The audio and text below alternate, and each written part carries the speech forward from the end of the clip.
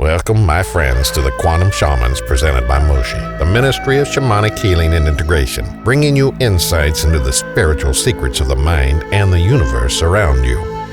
We are here to help you on your spiritual journey and path of healing. And now your hosts, David and Anthony. Welcome to Quantum Shamans presented by Moshi. I'm Anthony.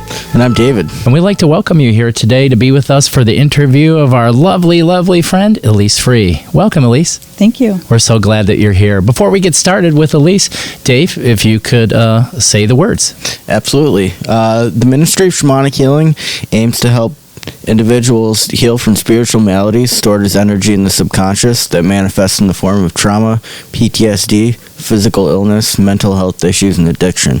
These practices include but are not limited to yoga, breathwork, meditation and mindfulness practices, Reiki, sweat lodge ceremonies, sensory deprivation, sacred plants, and any other rituals we collectively decide to establish. We hold ritual ceremonies for our members to heal collectively in a safe space, as well as individual healing tailored to our collective for the purpose of intensive inner work. Our most important responsibility is to help our members integrate their individual and collective experiences in order to ameliorate their spiritual maladies and spread love for the betterment of mankind. Our belief that our collective consciousness is God. Every living organism has a purpose and is essential for homeostasis. From the single-cell organisms to the observable universe, we are all equally important, and we all deserve love, respect, peace, harmony, and forgiveness. Love is the most powerful force in the universe. Love conquers all. Love conquers all. Good job, Dave. You're so good at close. that. Yeah, you're really close to having a seamless delivery of the Moshi vision statement. Thank you. Love conquers all. And speaking of love, I just love you, Elise Free. I'm so glad you're here and with us on the show. Thank you for showing up in this space. Yeah, thank you for having me. No, we're so excited. So I guess we'll just open up. Tell us who is Elise Free? Who is Elise Free? Mm-hmm. Well, that is definitely a work in progress. Every day, every week, every year it gets better and better. Mm-hmm. Right now, I am one that facilitates different retreats. I haven't come up with the name yet. I think it might be Elemental biohacking retreats that serve both men and women. Everything I do is for men and women. That's been like that since day one. And it just helps people figure out ways to deal with their life, stress, figure out that purpose that they're here for. Kind of touches on 4 different capstones, kind of foundational basis of what we're doing here to be able to raise in consciousness. And I'll talk to you about those 4 if you want. And I also, tell us about those 4. Yeah, and I also do tours. So the 4 foundation bases that I really try to incorporate in all of the retreats that I do are the relationship with your physical body, including your life force energy, your relationship with you and others, your relationship with your service here on Earth, in your community. It could be your career, but it doesn't necessarily have to be. And your relationship with Earth, with the sacred elements, fire, water, earth, and air. And just knowing that in order to raise consciously and become the best version of ourselves that we can possibly be, we really need to focus on all 4 of those. 4 of those basic foundational. So how'd you get into this? That's a good question. I feel that I've always had this. I'm not sure what that is. Maybe by the end of this podcast we'll know what that is. I, at a very young age, knew that you could create your own circumstances. When I was like 7 years old, my dad asked me one day, I was looking at you in the backyard, what exactly are you doing? And I said, well, I want to touch a robin, so I'm trying to tell it that I would just like to pet it and I'm not going to hurt it. And then one day, soon after that, he actually saw me petting a robin, and he ran and got his camera, and I actually have that picture. And my dad will tell it as if he said, "Oh, I thought for sure that robin was injured. I thought that thing's going to die." And he goes, "As soon as she was done, I got the picture. She took her hand off. It looked at us and just flew away." So I think we have to remember, it's easy when you're young to have that unlimited possibilities, and then we forget because of school, family, religion, different relationships we have. We kind of lose that, and we get a little jaded. We call that programming and conditioning. Yep. And we have to wake up out of that and remember. Was there a specific catalyst for you with this latest awakening? Absolutely. When I was in 1990, when I was 20, I was a Reiki master and led guided meditations in college. And nobody made fun of me, but it was almost like I was speaking a beautiful language that no one understood. Yeah. And so I just kind of, put it on the shelf and got a normal life and went on. And then, as David was asking, I do, looking back now, you can always, I love that quote by Steve Jobs where you can always look back and connect the dots. But when you're connecting them, you just got to trust and just keep going forward. So as I look back to connect the dots, there is something that happened in 2015 where I thought, okay, I need to start getting back into some meditation and mindset. And, it was so popular. It still is, even though people really don't know what being present is, but that's a whole nother podcast. And it really, for me, was in 2018 when I had been living in Florida since 1979. And as much as everyone from Ohio loves Florida, I couldn't stand it anymore. It's just a lot of heat, a lot of traffic, a lot of consistency. Everything looks the same all the time. The weather's always the same. So my youngest had gone off to college, and I decided to go with her, I guess. I went to Colorado for a year and then made my way here. But it was really on that journey out there. If you've ever driven through Kansas, David, there's really nothing to do but think, because it's like the same mile over and over again. And you're just like, oh my gosh, there's that same Eisenhower sign and there's that same cow I just passed. So it was really then where I thought, what am I going to do? This is the first time in my life that I'm living by myself.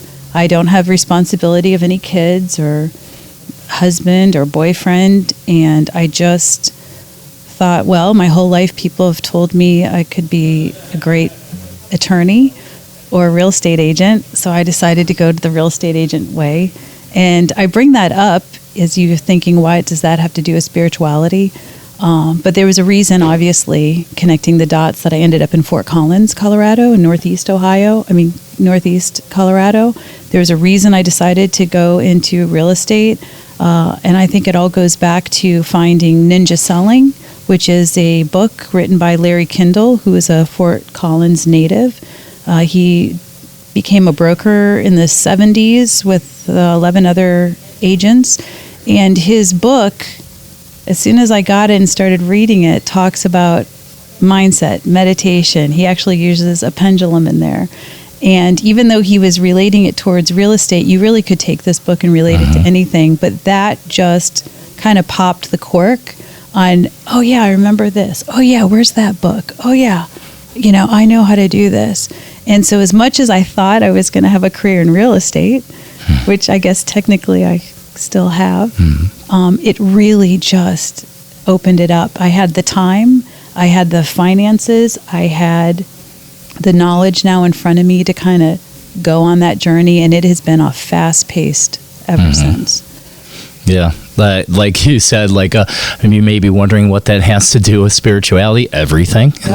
Our story is what leads us everywhere we need to go. And just like how it is for you, everyone's story kind of leads them. If you're present and pay attention, we're always getting signs kind of show us where to go, like how to begin to change, how to begin to enter our metamorphosis. Well, and that's exactly what happened, because I started a morning routine. That intuition muscle really strengthened. What was that morning routine? The morning routine for me for years now has been a 5 a.m. meditation. 80% Dr. Joe Dispenza, even though I have branched off of that and do other things. Why 5 a.m.? 5 a.m. is just the magic time where whoever's household, street, community, state is still mostly asleep. There's a different energy there. And I'm telling you 5, but a lot of times it's way earlier than that. But I'll only commit in public to 5 a.m. because I don't scare people off. It could be 3. Do you go back to sleep after? I don't. No, and I wake up naturally. That occurred really quickly. So what time do you go to bed? What time do you go normally out? 9:30. My Aura ring could tell you. Between 9:30, usually I'm asleep. Last night, it was a difficult night. It took me 23 minutes to fall asleep, but normally it's between 3 and 7. And then I wake up naturally. Recently, it's been 4:15, 4:45. Just in time for your 5 a.m. Yep.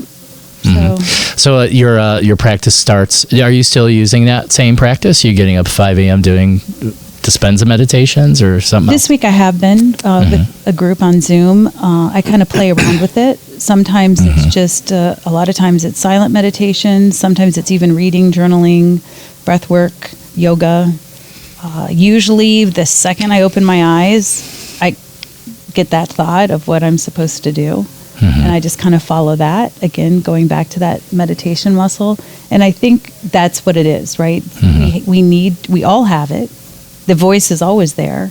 The instincts are always there. That intuition is always there, but you need to actually develop it just like you would any other muscle. Yeah, it's got to be exercised. Absolutely. Yeah, it's a neural connection. And it honestly doesn't take that long. Like 5 minutes, I literally say to people, 5 minutes in the morning will change your life because you will start to, and then soon after that, you're not going to want 5 minutes. You're going to want 15, 20, 30.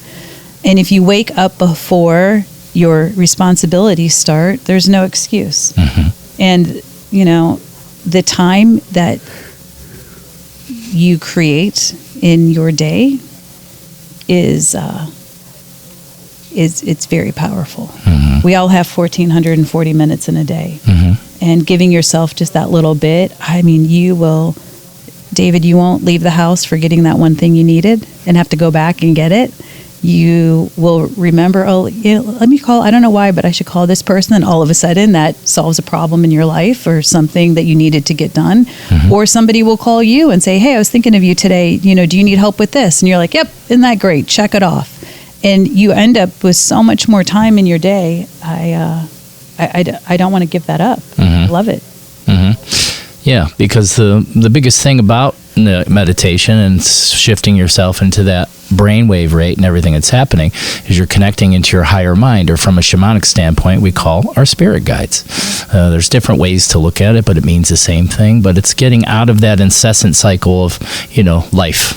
For most people, the lower mind only knows its past, so it's extremely limited. The higher mind has all possibility of the field open to it.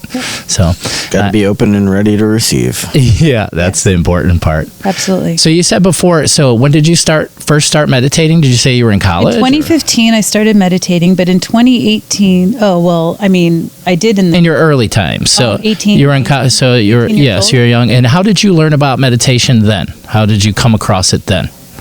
There were metaphysical bookstores that I would buy books. There were sometimes cassette tapes. And what drew you to that?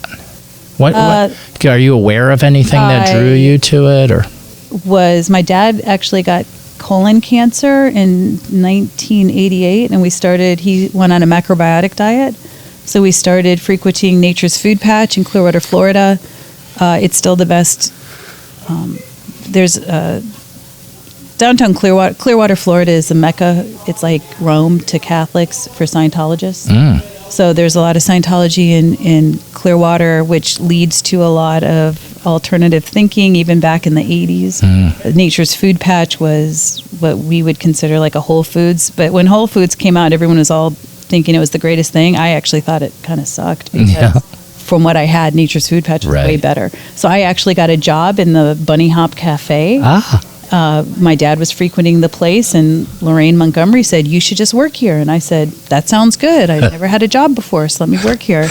And it was great. And then being around that culture and those people, there were books that were sold in Nature's Food Patch. So I started just playing around with how to manipulate my body with diet, exercise, meditation, mindset. Then, that just falls into Reiki, which I say is the gateway drug to all of this. And, I just had all this. I remember getting some cassette tapes. I think it was called Lazarus.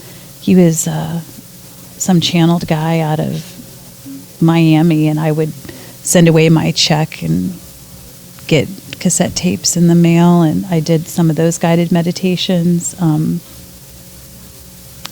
Yeah, so you were early to the party. That's what happened there. Yeah. You got early to the party. It started to create those roots. Because as you're speaking, I can feel these root systems move through you. It's really, really neat. And so they were still there, even though I only did it, I don't know, probably, you never not stop doing it, but I did it more myself. I didn't really bring others to the party to say. Yeah. Until.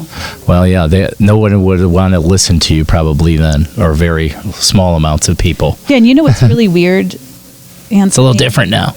Is I've never had the couple times the thought of who would I be today or where would I be today in this journey if I would have 30 plus years ago. Really never. Like I almost am I sure that I not regretful or wish that things would be different? And I'm so no. Yeah, no. Exactly how it's supposed to be. Yeah. Everything's always perfect. That's why I feel the same way. I see perfection in our journey. Yeah. Everything we ever thought. I used to think before my deeper awakening that I was a victim or something to the things that were happening. But as we come into our deeper consciousness, we can become aware that everything is on purpose. Yep. It shows you where we need to go. Yeah, it's wonderful.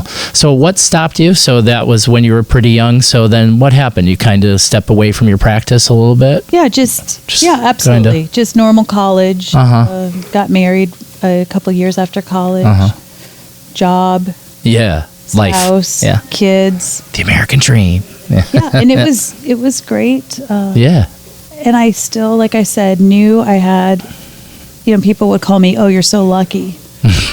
Well, it's not really luck, okay. But that's what people like to call it. And I did always know that you had the power to make decisions. Yeah. Things happen to you that you don't have any control over, but you do have control over how you react to it. Right. That's all you have control over. Absolutely. And so, obviously I've made mistakes and wish I would have acted differently at times or done different decisions, but it all led me to here. And then I came to Ohio in July of 19. And I actually love it here. I really do. And I thought that was so strange. I'd fly a lot, and I'd say, oh, I'm moving to Cleveland.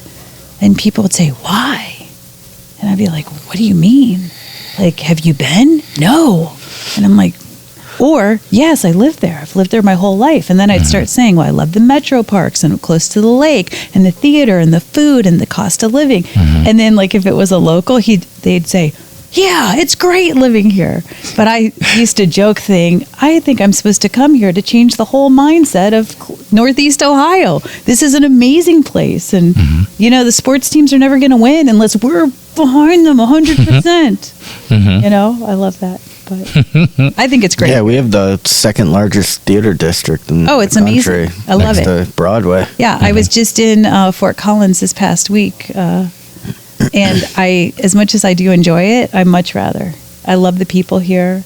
I love the community here. I love all these different little areas that I love to go to. Yeah. Hudson is totally different than Chagrin Falls, and even Sandusky and the islands. I love it all. I really do. Yeah. I just wish you could bring the mountains here. Yeah, you know what though? I'll tell you, David, the lake is such a savior. Just seeing that's one thing Colorado does not have. Is any big bodies of water like that, and you do feel different. Oh, it's very powerful. So for us, she's actually my divine feminine birth spirit. And we consider the lake from a shamanic standpoint as a global feminine energy being, or in the Pakakuna tradition, a Suya Nusta, they call it. So she's super powerful, and that's why I like to plunge in her too. I plunge right in there. Yeah. Yeah. Pakarina. Yeah. So it was so you said you got here in 2019? 2019. So that seems like not too long ago, but a lot's happened. So what brought you here? What brought you here too? So Doug brought me here. And how'd you meet Doug? We went to he is originally from North Olmsted, right here. His parents both went to North Olmsted High, and when he was 3 years old in 1973, they moved to Clearwater, Florida. We grew up together. I'm originally from Minneapolis, moved there when I was 9. When his parents moved back here when he was in college, so he's the oldest of 3 brothers, and he came back here. He always loved Cleveland as well. Instead of Florida, his brothers are still in Florida. So his parents go back and forth. We reconnected at our 30-year high school reunion. And a few months, it was about 6 months after that, we started texting, and I had him come out to Colorado, and we've been together ever since. Yeah. Yep. So that was the reason. He's not the reason anymore. But I do love it here, and I would still stay here. It is a place that I really have grown to love and embrace, and I just think there's a lot of possibilities happening here and a lot of different things happening here. I spend a lot of time in St. Petersburg, Florida as well, and that's changing as well. And I definitely wouldn't like it there as much. It's good and bad. Growth brings different both things ends, for different right. people. But I'm really happy to start establishing a community and roots here and starting to do the retreats here and bring things like contrast therapy and different biohacking technologies along with the modalities of energy and kind of intertwining them all into this beautiful package. Good. I like that you're doing that. I'm very happy to see you pull these things and bring these things and introduce them into communities and things like that. So talk about that a little bit, about what you're doing now. Yeah. What you have happening. What's cooking now for Elise Free? Well, and getting back to the, Dr. Joe 5 a.m., that really sparked it. And it's the ones I started with, Anthony, were breaking the habit of being yourself, like you mentioned a little earlier. And it happens, if you're faithful to your morning practice, it happens really fast. It doesn't take that long. It's more like that daily vitamin. Just every day, just do something. Every day, do something.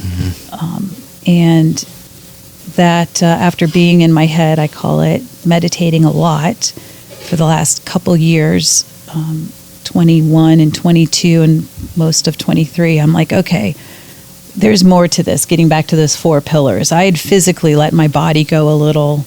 I was definitely feeling parts of myself that I did not have on my hips and belly a couple years prior. And I thought, okay, I can't spend all my time meditating and doing everything I want to do in the morning. And I really, what was calling me was the ice. It really was. I couldn't get away from it. Every podcast I listened to talked about ice baths, contrast therapy. I just feel like it was all over the place. I would even turn on the radio and Ice Ice Baby was playing. Like, here's that. There's the signs. You know what I mean? So then I listen, and it didn't take long before I'm like, okay, I need to research this and get one of these things. And I got one sent to Florida because at the end of last year I was spending a lot of time in Florida because my daughter was there. We're about to have our first grandchild. And I thought, oh man, am I really going to do this? I did not do cold showers. I did not do any cold. I mean, I did not do anything. I literally bought a Morosco Forge. It was delivered on Sunday. I got in it Monday at 33 degrees for 2 minutes, and I haven't stopped since. So I now have one up here as well. And that really just kind of opened me up to, wow, this is awesome. At the same time, there's a lot of biohacking specialists. I don't know what you call them. Guys in my life down in St. Pete that are super well versed on these technology. They're constantly going to different conferences and conventions and buying the equipment and learning it. And I just asked a lot of questions and kind of figured out what was next. Sauna was obviously next.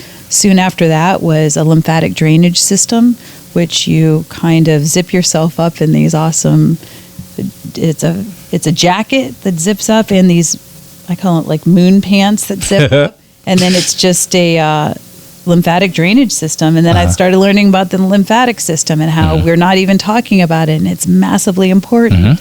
And is it bigger than skin? I recently, I think, read somewhere that I used to think the biggest organ was our skin. And now I think they're saying the lymphatic system could be. Well, it depends what one describes as big. I mean, so are we talking, there's different ways that can be looked at to my awareness. So coming through my awareness and my connection to source, it showed me early on about the lymphatic movement of the body, and that's what brought me deep into the way that I breathe. Like my primary practice is my breath and how I get into my mind and everything. And I was aware kind of early on what was happening was the fluid dynamics of the body. What that machine does, you have the ability to teach yourself if you want to. That's what biohacking is a great thing. I love it because what it can do is it can actually teach someone. It accidentally puts someone into a space to find their spirit. Like, so if that's the best part about it is if you're first just seeking, I just want to be healthier. Perfect, because that'll improve your vessel. Yeah, that's the vessel. Like just like how a lot of people. I started kind of in the Wim Hof kind of community, and that's what I saw repeatedly is people doing this Wim Hof method, and then some people being more focused into how long they can hold their breath, and then some other people their mind starts to open. They start to understand more what really the breath is. It's not about how long you can hold your breath. It's about how you're moving, the dynamics of the body, what's happening. So the lymphatic system for sure definitely is way overlooked, and maybe, depending on how one looks at it, bigger than the skin organism. But well, and I think, biohacking is a new term, by Dave Asprey, I think it gets the... I have no idea. I feel like I've heard about it for a long time. Right. And so what is that? What is the definition of that? It's things that ancient Egyptians were doing. Ancient human technologies. Breath work is an ancient human technology. A biohacking. Anything that we're doing to optimize and kind of change our get out of that programming that you mentioned a couple times, just to wake the body up and what's ice is biohacking. It's waking your physiology, raising your frequency. But the great thing now is we are a technology forward society, and we now have physical equipment. And what I have seen is some people, when I was doing retreats that were just based on modalities of energy, that was great, but it was bringing more women than men. I mean, that's just a fact. And the biohacking technology, when it's something, and I did bring something for David to try later. Wonderful. We'll get that out. I'm like, what can I bring with me? I'm like, this travels well. It's a physical, something you can touch and feel, but it also gives you that mental and spiritual effect as well, and physical. It's all. So I feel that now I can kind of meet people where they're at. Whether you're into spirituality first, and then like me, you get into the ice and you realize, wow, this is powerful. And even the lymphatic system, I have a vibe bed, which uses sound, light, vibration, and frequency to kind of get you in an altered state. And I do that with the Dr. Joe meditation and the red light. I mean, I get it all. Get it all done. There's only so much time we have in a day. Let's just get it all done at once. So that's really cool. So now I'm incorporating those different technology into the retreats, kind of marrying the two together, and it's been super successful thus far. Introducing ancient human technologies into a modern idea. Right. And then like you said, we all have the power to do this within ourselves. So this is just like a little training wheels. Exactly. That's how I understand it, and I love training wheels. I love especially because I also have awareness that as technology grows and expands, we'll have the ability for AI to read us, basically scan you, and then help you decide exactly what. Because this is all about frequency. Yes. Is what is actually happening when we do. What is biohacking? You're altering the frequency of the being. So we're going to step into a space where we won't have to physically do anything except for accept frequency. There's actually there's a company called Synergy Science, and they make a water bottle that actually infuses your water with molecular hydrogen. Yes. With it's a platinum coated titanium electrode, and they actually make a machine for your house. It's like $5,000. Well, this is so funny you're bringing this up, David. And so this machine is connected to their servers in Utah at their headquarters. And if you have any ailments or whatever, you put in a code and it infuses the frequency for whatever ailment into the water. So that water becomes your medicine. So, yeah, that's really interesting that he brought that up. Let me see. So, with all this going on, just recent. So, one of those is coming to the house in St. Petersburg the end of June. Not so much for me purchasing it, but it's actually the home is going to be a location of filming a documentary coming out calling Biohack Yourself. And I will be in the documentary talking about these retreats, but I just was told yesterday that this guy from Utah wants to drive down his water purification system and set it up in the house on June 18th. So I will give you a special video presentation of what it looks like. I have one of the small bottles that just does the molecular hydrogen. Yeah, I actually didn't know anything about it. So. There's a friend of mine he was studying to be a naturopathic doctor for a while, and actually met the owners of Synergy Science at a conference. Right. And there was a woman there that cured herself of her MS by drinking about a gallon of this water a day for like a year and a half. Yeah, I'm super excited about it. I love learning new things, and this world is definitely, I'm just tapping into. The Dave Asprey Biohacking Conference, the 9th annual one, is happening in Orlando that weekend after June 23 to 25. It's something to look into if you're ever interested in. It's really cool as well. That's where you can kind of see everything and experience it. But very cool. Yeah. Biohacking. I know. We're doing it. We're doing it. Yeah, totally. So what is it that you're doing now? Because I know that you have a space now in town. What's going on over here? What you got going on? Yeah, well, I like I mentioned, I have the Morosco Forge ice bath, which I got to be in the one in Florida. That was awesome. Yeah, that one is. It is outside. Yeah, it's outside. You're overlooking water, and you see the dolphins go by. Yeah, there's palm trees and stuff. It was awesome. Sounds magical. Yeah, it's so magical. The one here is inside, along with the infrared sauna, and as much as it benefits me, it's kind of just word of mouth now. People who want to experience it themselves can come, and I'm a certified guide to get you through those 2 minutes in that cold water, which a lot of people really need and appreciate. And then once I do that a couple times, you're kind of fine on your own, and you can rent the room for 30 minutes at a time to sauna and plunge all you want. So that's a cool thing. I have it's a small space I'm in right now. I actually rent out the room to other energy healers. We had a breath worker using it earlier today for a few hours. You can rent it half day, full day. And I do have plans to create a center. I don't know if that's the right word, a physical brick and mortar building that will have a space for workshops as well as 4 treatment rooms. I'm calling it Elemental, and the treatment rooms will be based on the 4 elements. Each will be decorated a little differently.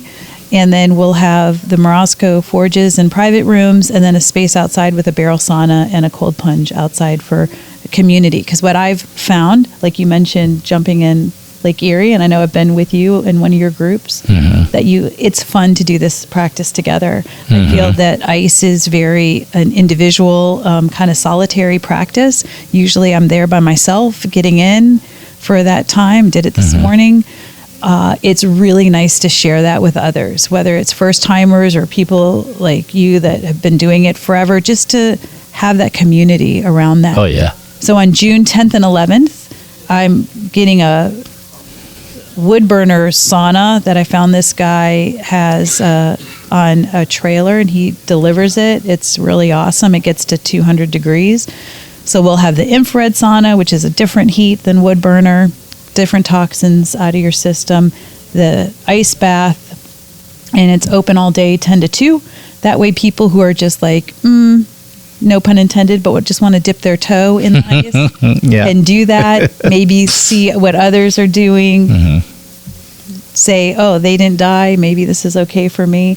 It's just a good community event to have, and that'll be June 10th and 11th. Yeah, good. That's great. We love community events too. Yeah. That's so when we do like open ice tub, we'll do that outside and put flowers in it and stuff like that. For a shaman, the most powerful thing is the energy in the water, because water holds memory and living energy. So I always like to go last when we do, and it's good. Like you said, I want to do some ones where it's like a big inflatable pool, where you could put like 15 people in at once. I would love to see what that energy feels like in that setting. Now, I can tell you, going out into wild water, out into nature, is far superior over any other plunger thing I've ever done, just because of the connection to the natural living energy that's in there and the trade that happens. But when people, like you said, when people come together, it's just so much more powerful. It's like a community. It's like a form of prayer, really, is what it is, because it's living energy. We're all kind of showing up together, and we're all kind of, like, in a way, suffering together. Yeah. You know, and lovingly. Healing and learning. Yeah. Growing. So that's how all of that energy kind of moves. That's my favorite part about water, is the energy. That's above, you know, I like the physical benefits and everything. That just happens secondarily because of my energy change. It just happens for me in that direction. So I have a lot of people that come to us for cold water and stuff, because we use a freezer. I don't have the cash yet for a Morosco, but I will. You will soon. So there's actually another one. It's launching next month, Anthony, that I think you would love. Yeah. It's $5,000, little under $5,000, but it's the first portable one that will circulate the water, keep it ozonated and chemical free and clean, and it only gets down to 37. I know you like it colder than that, but it's a great one to be able to use. That's what I'm going to be using at different retreats and events. Yeah. But I love it. That's why I love the retreat so much, is because it brings people that maybe haven't experienced a sound bath or a breath work or a Reiki or Feng Shui or knows anything about it. And let's just bring all the teachers and healers together in one beautiful 2-day event, 3-day event with the biohacking technology. That way it's all in one space. You can flow through it in the 2 days, figure it out. My next one up here is in Milan. I always want to say Milan. It's Milan, Ohio, at the first weekend in October. I do them in Florida as well. But it just goes back to that community and that just collaboration with others and learning and growing. Even meditating with others, even on Zoom, is more powerful. Say the word, mycelium. Mycelium. Yeah, that's how we perceive. So we can see everything, the living energy that pervades everything. And it's like a nervous system, similar to mycelium, how mycelium communicates in the earth with all of the living things. Yeah. So that's exactly like what you're doing, what we're doing. It's that we're creating connecting energy lines everywhere. Exactly. That's wonderful. Yeah, and as you guys do it, it elevates me. As I do it elevates you. Same. Yeah, exactly. Same. And then our communities start to know each other, and we grow together. Yeah, I love it. Yeah, I mean, we have kind of the same plan as you, as the first like multimodal healing center in Ohio. Yeah. From everything from yoga, breathwork, meditation, mindfulness, Reiki, sweat lodge. Yeah. Ice bath. My new neighbor just moved in from Chicago, and she's a sweat lodge expert. Oh, nice. Awesome. She learned, what is that thing you do? Firekeeping? No, what is it? Something Quest? Journey Quest? Vision Quest. Vision Quest. She's done all of them. Wow. Oh, she's amazing. Joni. She's come into my circle group. And we actually, we've made some connections with some birth workers, some doulas and midwives, and some end-of-life workers. So we want to essentially at our center have a birthing center where children can be born in a sacred space with conscious people, and then help all of the hospice and end-of-life workers heal and expand their consciousness. So we'll be able to kind of usher people through their spiritual journeys from birth until transition into the next life. That's awesome. That's great. Yeah. What's your favorite biohack? Is it cold? I love the cold. I honestly, I do. If I had to only have one, it would be the cold, because it's such a mental and spiritual and physical experience, and it's immediate. You feel it immediately. You know, I was just in, today, because I knew I was coming here, and because I usually like to do it around noon, actually, but I did it earlier today, and it just resets everything. Would you like to tell us a little bit about the tours that you've been doing? Yes, I would. I know. That's really expanded. I was able to do Egypt earlier this year with 14 people. I was kind of passed down the connections there from this woman, Patricia, who was actually an intuitive artist at one of my retreats. And she's like, I've been going to Egypt for the last 20 years, and I'd love to do a tour with you and kind of see if you would like to kind of take this on and pass it along. So I was like, okay. So I got, and honestly, David, Egypt wasn't calling me. No. I go everywhere. I travel a ton. I'll go anywhere. So I didn't hesitate. I'm like, yeah, let's do it. But I was really more focused on, oh man, that's a kind of big responsibility to find 14 people to go on this trip. Actually, I had to find 10, because Patricia and her husband and Doug and I were 4, and I wanted 10 more, and they all came. The only way they knew each other is I knew everyone. No one knew each other. It was an amazing group. The group in Egypt was amazing. We got into sacred sites before they opened to the public. So like the Sphinx pause, meditating at 6 a.m. before it opens. Isis, the Temple of Isis, which is on an island. We had to that was a really early morning, because it takes a while to get there. It was amazing. So many great things happened, and you don't even realize what all is happening there until you come back and really integrate it. And I bet there's not a day that goes by that I don't think of a hieroglyphic or a vision or just a feeling or something. There is massive power in ancient Egypt, but Earth is sacred, right? So there's other areas as well. So as soon as I was on that plane, no joke, coming back, I'm like, I think I want to do this in the Big Island of Hawaii. And that is unfolding, and it will happen probably January, February of this coming year. India also has come forward. I'll just think, oh, India would be a great place. Then all of a sudden someone called me, actually Dr. Sam, and she's like, have you ever thought of doing your tours in India? And I go, yes, like 3 hours ago I thought of that. And she's like, I have someone I want you to meet. And so I have to actually follow up with that a little bit more. Peru has come up recently. So Peru, India, the Big Island of Hawaii, Egypt are all in the works. Egypt is definitely, I actually have 2 spots left for October. We're going in October. And I just opened registration for February of 24. And I've gotten great response for that. So obviously I cannot go on all of these trips. So Leanne will be taking over some Egypt stuff, and it'll just work itself out, right? It'll just work itself out. But I love it. I didn't realize there was a need for people to have someone organize, and I have that. I love planning events. That's why I love the retreats, planning tours, doing things that are just the little details that most people don't think of to make that trip that just extra special. I just overheard a few people on the first trip to Egypt talk about a camel ride. I've ridden horses my whole life, so that wasn't even on my radar because I have no desire. I did I almost said an F word. I did the camel ride because everyone wanted to do it. So I heard a couple of people say, "Oh, I hope we do a camel ride." And then I went to Ahmed and said, "Can we do a camel ride?" And he's like, "Yes, of course," because they just like do everything. It's like Fantasy Island. You just tell them what you want. Wow. And it appears. And so we did this camel ride, and let me tell you, I hated every minute of it. Oh, yeah. I just did. And when Ahmed said, "Would you rather have a horse?" Because I know you're an equestrian. I'm like, I should have said yes. Next time, I absolutely will ride a horse. It was awesome.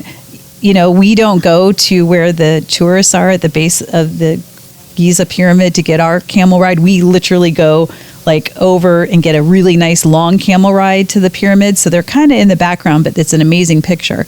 Everyone loved it except me. But you live and learn, right? Mm-hmm. What didn't you like about it? The camel. The camel.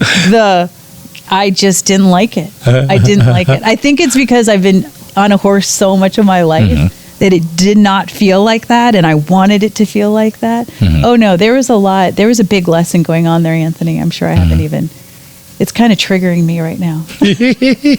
I might need to breathe through that and figure out exactly why I hated the camel. Sounds like you need to ride a camel again. I don't know. And slowly breathe. I'm like, I don't know. That's something else. But Man, it was fun to do. I want you to manifest me going with you some of these places. Absolutely, yes. Both of you. Because those are great places. I would like to go to also. I've never been to Hawaii. Mary has, and she told me, you go there, you're not going to want to come back. I'm like, well, I feel like they have a lot of places. Yeah. Peru is definitely calling to me due to my lineage and everything with my tradition. I know I'm going there eventually. I've always had a connection to Egypt. A lot of spirits and things I work with are ancient forms of Egyptian energy that show up in the space. I would love to be there. India, I just recently had a friend of mine, a shaman friend of mine, go to India, to Varanasi, and he spent almost a month there with the Agori priests, and he brought back for me these Rudraksha beads that are very, very blessed. So I have whenever you're talking about these things, they connect with me. I'm like, hey, man, I know you can manifest anything. So manifest us all being there. Huh? Right, absolutely. And it is amazing how someone will call me and I think the price is super affordable. It's 100% inclusive. Even the visa, $25 visa to everything is included, because I have been on trips like that before, and I hate it when they say everything's included. Oh, here's your bill for your kava. No, I want everything included, so I made sure that is the deal. And I just want everyone, I just love to be the host, take care of everyone, all your needs. There are some energy and even biohacking stuff happening if you want. It's just an invitation. You don't have to get up and meditate in the morning or do, yoga on the yacht and down the Nile, or have Dr. Sam work on you on the Nile. Like, who wouldn't want that? But you don't need to. Literally no pressure. We had people of all different walks, right, come in, and everyone just loved it. And it's just I love that, where you can just have the invitation to do things, but if you don't, no big deal. Even I told people, if you don't feel like getting up tomorrow early and going to this temple, that's fine.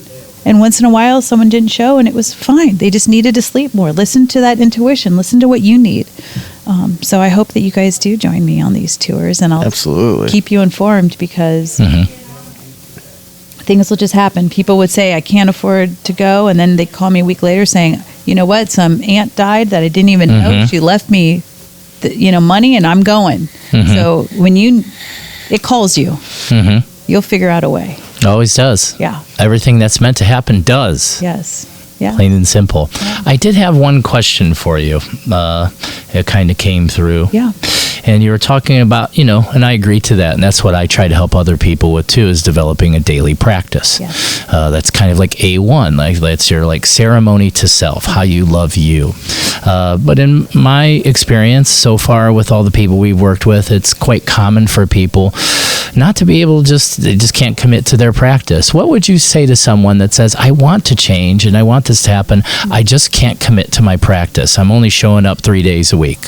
What would you say to them? that you really don't want to change. Yeah, that's what I say too, and then you get really happy. pissed. Yeah, but that's the truth. I mean, the truth is change is uncomfortable. Mm-hmm. It's the unknown, and I don't think a lot of people say they want to change, they don't want to change. Mm-hmm. And the people who truly want to change, I mean, look at David changed. He's changed, and you've changed. Mm-hmm. I've changed.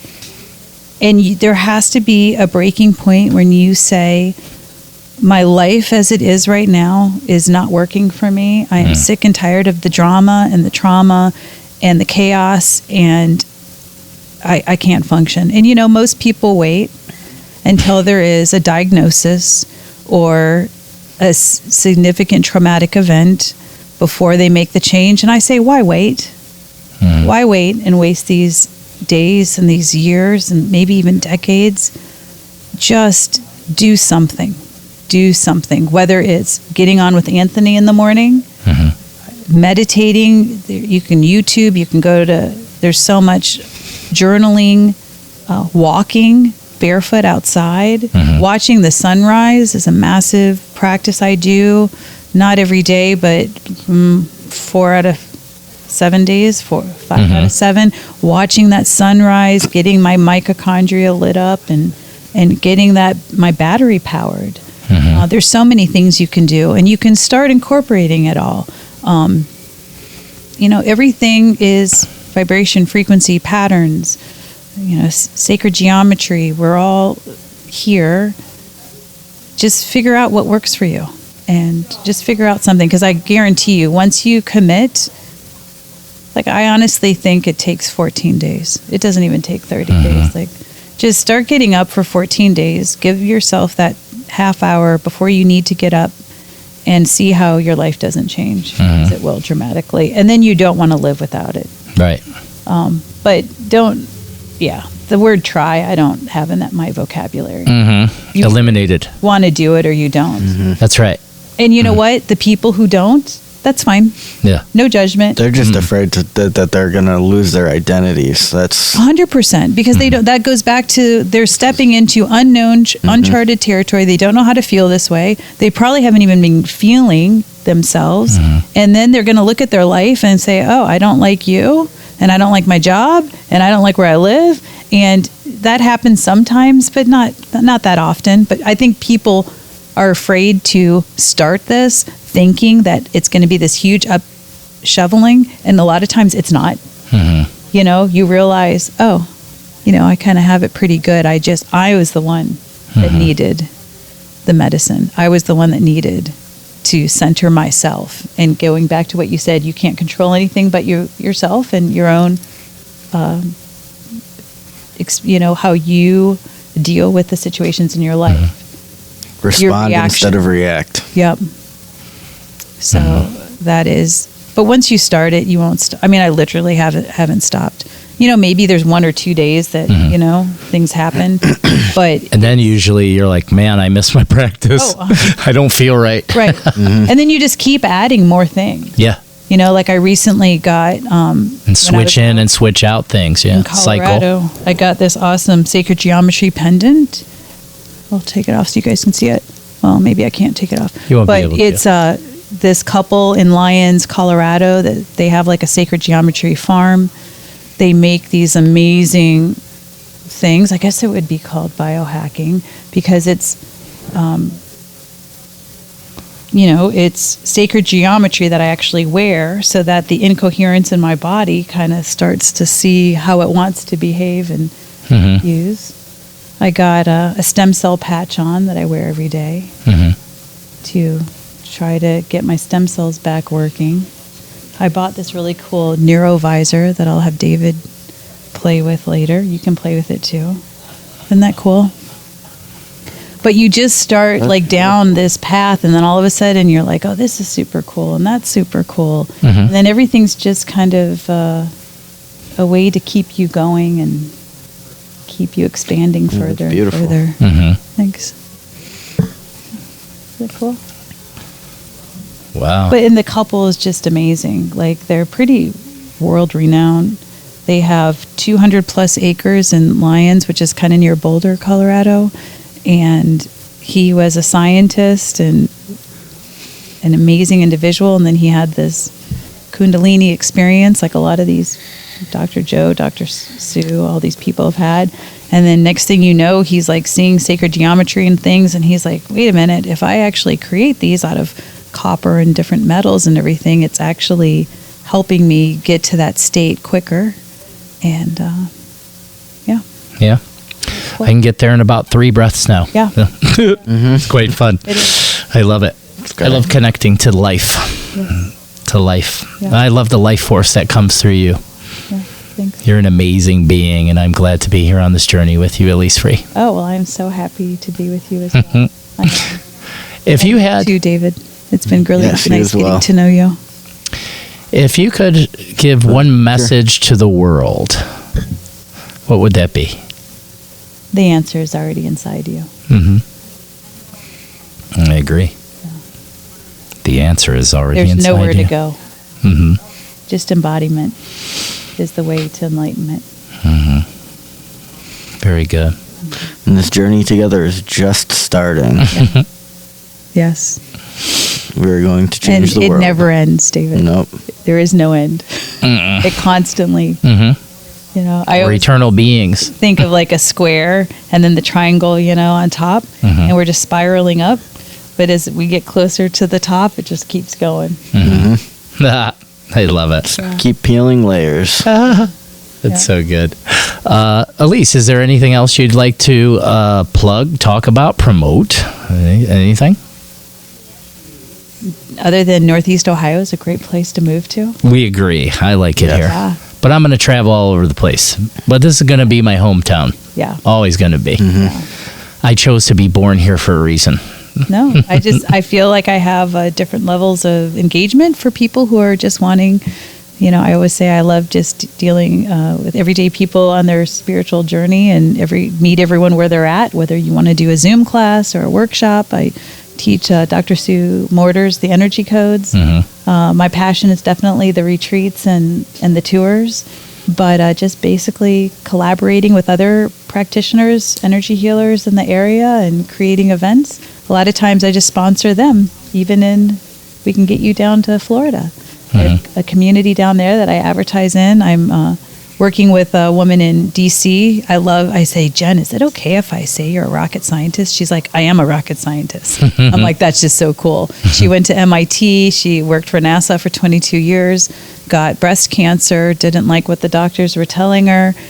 She was in Houston at the time, got into a certain energy healer that cured her, was like, I got to learn all about this. And now she does that and dives deep really amazingly, like no one else I've experienced in human design. And I think it's because she's bringing so much of that physics and scientific background from her normal schooling. She's blending together. That I'm doing a human design, or I'm promoting her or allowing her to use the home in Florida for a human design workshop, but she really focuses on teams in business. So like if David had employee, you know what I mean, you would go there and know the human design of your different employees or Knows how to team use members, or even I think a lot of moms in a family wanting to know how to communicate best with their husband and kids, because everyone's different. And when you learn the human design and how best to communicate and work with those people, it just changes your whole life. Like it has helped me tremendously. Same.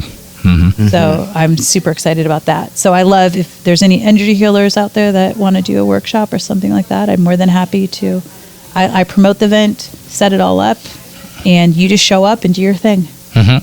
Cool. Yeah. I want to do that. Moshi, St. Petersburg. Let's do it. It's a huge growing community. St. Pete, Florida, it was the third highest population increase since COVID, and the average age now is 37 years old. Oh, wow. Yeah, That's a big actually shift. how I first knew of David. Is there's a lot of kava bars down there, and then the next thing I know, Doug and I went to a kava bar, and then Doug's like, "I'm doing a kava bar top in Lakewood," and I'm like, "What?"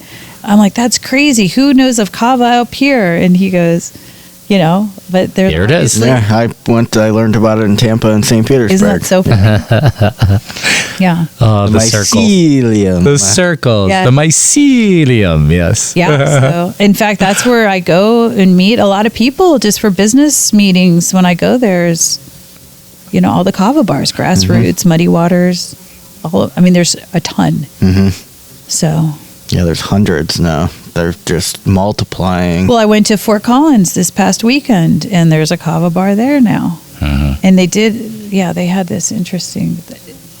I love the feel of yours. I'll have to say, I was just in the Lakewood one yesterday, and that one has a different feel than this one. Mm-hmm. But yeah, I like the feel of yours. I love the different kinds of workspaces. I can sit in a comfy couch, or I can be at a table, or I can be at the bar. You can hop on the stage and play guitar. I just saw that in the corner. I had no idea you had that. You want to play some video games? Got some video games. You want to play some board games? There's some board Pac-Man's games. my favorite. Want to shoot some pool? Play some We have darts? Pac-Man. Foosball? Yeah. Awesome. Yep. It's like Unfortunately, my kava bar's illegal right now. yeah, just for now. We'll see what happens. Yeah. My appeal was denied last night. Yeah. There's like a 4-hour trial, Yeah, it was. and they It's almost denied- 5. It was denied like my 11:40. zoning compliance. So, David, what is the issue? Because I really don't They're understand. making it a zoning issue. They're saying I'm not. I'm say the same company I was when I was Best Damn Tacos. Yes. I just changed what I served. I'm Right. still Kovac Group LLC. I still have the same tax ID number, bank account, most of the same employees, and they're saying I'm Not my properly use- zoned. Your yeah. use changed. My use changed, but I'm still a restaurant without a drive-through. That's what I was zoned to be, and that's what I still am. I still serve food, and I just serve coffee and tea instead of beer and margaritas. Right. And I mean, in the eyes of the law, it's just coffee and tea. There's no regulation. There's no age restrictions. There's Right. nothing. Yeah. So, It's some sort of personal thing with someone in the city because they sat there and I heard these two guys. The one guy is like, he's got this like pedigree of education, basically. And the city law director, after the guy, his name, I won't say his name, but he was up there and he spits out his credentials. And then it was so funny because the law director's like, and he said that in with one breath. He kind of said it like that. But then these two guys, I think they're so smart. They're up there saying things like kava is a synthetic drug. yeah, kava It's and a kratom. synthetic created dangerous drug. Like, synthetic drug. dangerous That's what they were synthetic drug. Like referring to them these as. are made from roots and stuff. Right. Like Yeah. And it's all over. I mean, I Yeah. traveled the world, and it's everywhere. In Hawaii, in St. Pete, in Tampa, in Fort Collins. I don't. It's yeah. just fear of the unknown. They basically- I'm the first in Ohio, so I watched being them a last- pioneer, you kind of have to deal with. Yeah. Yeah. Well, yeah, we got way setter, Fear. Yeah. No doubt about it. Yeah. I watched them last night corner basically the stuff this panel of 4 people of the city council up there. You could tell that all of them didn't really agree with what was happening, but what their job was to decide if within these 3 questions, if it's a violation of The zoning code. which they can't. They're saying, well, it is, but it isn't. But they have to do what their job is. So they're up there. Like I saw these people getting forced into their job because the question wasn't about if kava's good or bad or if this is constitutional or anything like that. Right. And that's what the law director kept cramming They were up their trying to butts. say I'm like there's a certain category I fit in, like a bar, or tavern, a nightclub, a restaurant, Yeah. and I've always been zoned to be a restaurant. This place is zoned to be a restaurant without a drive-through for the last 40 years. Right. So it was- And that's what it is. and that's still what it is. But they're saying I changed the use and I'm not a restaurant anymore. Yeah. But I serve food and coffee and tea. So, what's the definition of a restaurant? That's a good question. Yeah. Well, they're trying to scramble now to try to create legislation in the city now. But they filed a moratorium against the kava bar. When I made my intentions known in the beginning of October that I was going to switch from Best Damn Tacos to Sacred Waters, I filed for a sign change permit. And that alerted them of my intentions, Right. and under my nose, they filed a moratorium against any place opening that has on-site consumption of kava and kratom. But can I buy it at the Yes. gas station down the street? Two dozen. Yeah, and they don't know what they're selling. They don't know how to tell people what it is or how to use it properly. Right. So we're here practicing education and harm reduction. That's our most important responsibility. And we're not. We give people the minimum effective doses of things. I mean, we educate them on how it works in their body, what receptors in the brain it works on, and I got wind of the moratorium, and I actually opened before they even voted on it. So legally, I would be grandfathered in, and they said, well, if you're gonna, in order to get your sign permit approved, you'll have to file for new business licensing and zoning compliance. So I filed an appeal, and the day of the appeal, they dropped those conditions and gave me my sign. And they said, oh, well, it was a First Amendment thing. It had nothing to do with one or the other. So then they, months later, they sent me a letter saying, we're going to void your old zoning compliance and you have to file for a new one. So I filed for a new one, and they denied it. And I appealed, and then the appeal hearing was yesterday, and they denied me again.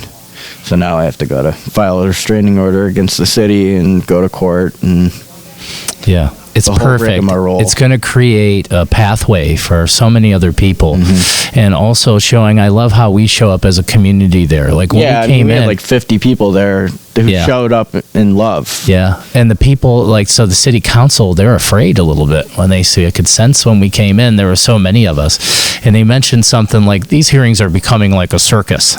Like, why? Because we're showing up in a space of love. Nobody's sitting there protesting, yelling, or anything like that, being out of control. They are open to the public, correct? Right. Yeah. That was even funnier last night. So, everyone should get a chance to talk. They limited everyone to 1 minute. 1 minute. And the guy, and if you got it like 50, he's like, time's almost up. Time's up. So somebody be in the middle of a sentence and they're cutting them off.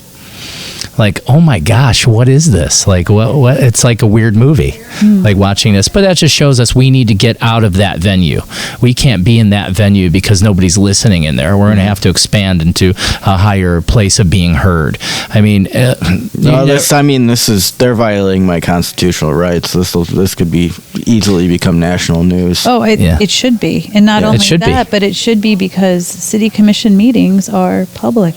Yeah. You are representing your constituents, and if you're not going to allow them to talk, then how do you know what they want? Right. Well, they don't want to hear anyways. And the people that are running it, the law director and everything, he's made his mind up. He's trying everything he can just to stop. Yeah, and this can be a huge shift because, politics in general are shifting. Everything's shifting. And I think that more people are wanting their voice to be heard. And then when it's only heard for a minute, that's a little ridiculous. So when this goes national, bringing things like that up are going to open up a whole Pandora's box to not just kava bars, but all of this. And just, like you said, constitutional rights. And what is the whole idea of the city commission meeting is to hear and to allow space. Yeah, the card I received in the mail said it was a public hearing, and then when we got there, they said, "Oh no, this isn't a public hearing. This is They basically ran it like a trial. There was like witnesses and cross examinations. Wow. Yeah, that nobody knew about. They sprung that on my lawyer yesterday. Wow. So he had no idea. But he's a fantastic attorney. Yeah, so I watched him maneuver through it, and I was so impressed. He tore everyone so apart. impressed. Yeah, I mean, me and Dave, since the beginning of this, we've talked, and we kind of counsel each other as brothers and shamans, and we're kind of to the awareness that we're in a reality where we're going to probably have to face some shit in order to make some change. For sure. And luckily, we already have a very beautiful and growing community that stands behind us. To be there in that space, to have that many people with you, that just shows something. And if anything, we're going to show the world how we can make change without it having to be a fight. Yes. Oh, Doesn't have to be a fight. And going back to your question on what would you tell people who say they want to change and do the work, and my favorite quote is one of my, I did open up my 5 a.m. on Zoom Monday through Friday to others, and I had a good group that showed up every single 5 a.m. morning. And one of them, on Fridays, we stayed after and talked, and one time after a few months in, because I said, this isn't hard work, but it's not easy. Because things will shift and you will all of a sudden lose people or things will happen to get you to where you need to be, kind of like straighten out your life. And she said one Friday, I'm just grieving my old toxic self because I almost think that life was easier. So there is this moment where you're thinking, oh crap, maybe I should have just stayed best damn taco, do all this. But no, like there is a reason this is happening and you don't even, you're going to become a space for healing. You're going to connect the dots later. Now you have Moshi and you have all this stuff happening. So when you are on a larger platform nationally, which I think is 100% going to happen, and you have big networks here interviewing you, you're going to be able to talk about all of this that's happening.